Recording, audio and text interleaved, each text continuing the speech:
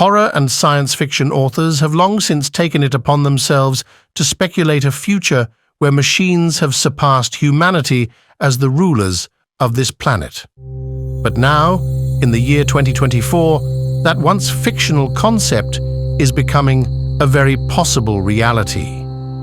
With recent advancements in artificial intelligence, we find ourselves at a crossroads in our evolution where it might very soon be commonplace for machines to make decisions instead of humans.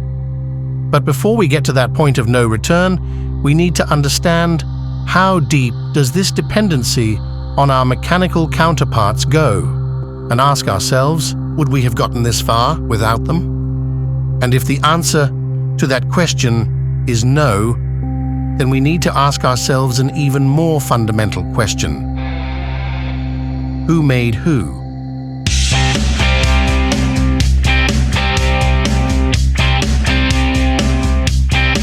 Everything is out of control, and man, nobody seems to care.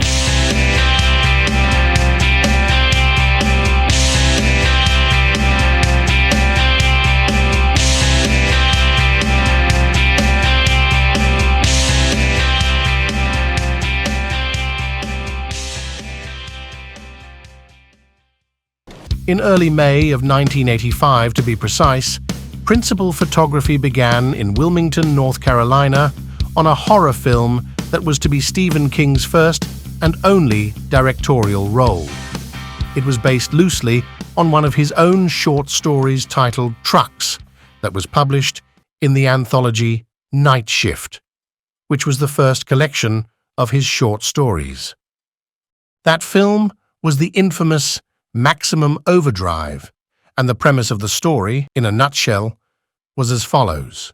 When the Earth crosses the tail of a rogue comet, all the machines in the world suddenly spring to life and begin a murderous rampage against their human creators.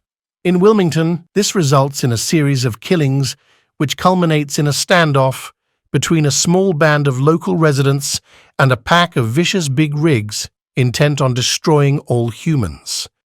If that concept sounds ridiculous, it's because it was meant to be ridiculous. Stephen King has categorized the film as a moron movie, meaning that it was meant for pure entertainment value only, nothing more and nothing less. I think this is a moron movie, okay? I think that, and I mean that in the best sense of that term. I think Splash was a moron movie. Nobody believes in mermaids. Come on, give me a break. But it was a great movie. There should be movies where you can sort of check your brains at the box office and pick them up 2 hours later. And yet, there are also moron movies, which are what I think of as perfect entertainment pictures, you know, where they hit that sublime note of idiocy that can be mistaken for social satire. But one of the best things to come out of Maximum Overdrive was not its story or even its special effects. The best thing to come out of the film was its soundtrack, because King commissioned his favorite band, ACDC, to write it. Angus Young recounts the initial conversation between the band and Stephen King. The writer, Stephen King, I forgot his name for a second, but he approached the label and asked could he speak to me and Malcolm, because he had this idea he wanted one of his short stories that he had. He came and he said he was a big fan of, you know, what we had done, and he was showing us in some of his older books where he'd used lyrics out of some of our tracks. But he had this idea, and he had the big movie guy, what was his name? Dino De Laurentiis, yeah. He was telling us that he was going to try his hand at directing a film, and he called it that, wasn't it, Maximum Overdrive or something. He wanted to know if we do some music for it. Well, it started off kind of, he asked if he could get a couple of songs, and then he came later to us and he said, how would you like to go to the Bahamas again, all expenses paid for, and write me some score music, So we all packed up, didn't we? And we had been on tour at the time, and at the end of the tour we packed off, went to the Bahamas again. He set up a studio and then just done some, instrumental music. The resulting album, Who Made Who, was released as the Maximum Overdrive soundtrack. It includes the best-selling singles Who Made Who, You Shook Me All Night Long, and Hell's Bells. The tracks Who Made Who, DT, and Chase the Ace were new compositions written specifically for the film. Malcolm Young recalls Stephen King's initial reaction to the title track. But Who Made Who did, you know, we came up with that track, and Stephen King hated it. But he ended up, he heard it a couple of times. He said, "Oh, I've listened to the lyrics, I've listened to it all," and it does. It's actually, I can see it more now. Who Made Who? He didn't know what we were talking about. You know. With regards to the film, Stephen King wrote the screenplay, adapting his short story, and had initially worked out a 3-picture deal with De Laurentiis. Maximum Overdrive was to be his directorial debut.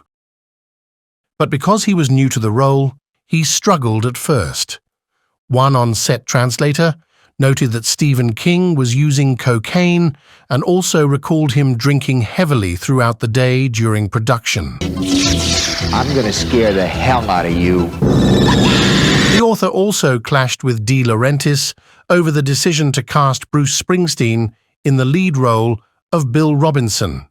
It's believed De Laurentiis insisted on Emilio Estevez, and King heavily objected. I just want to get the hell out of here. It was at this point King became disillusioned with the production.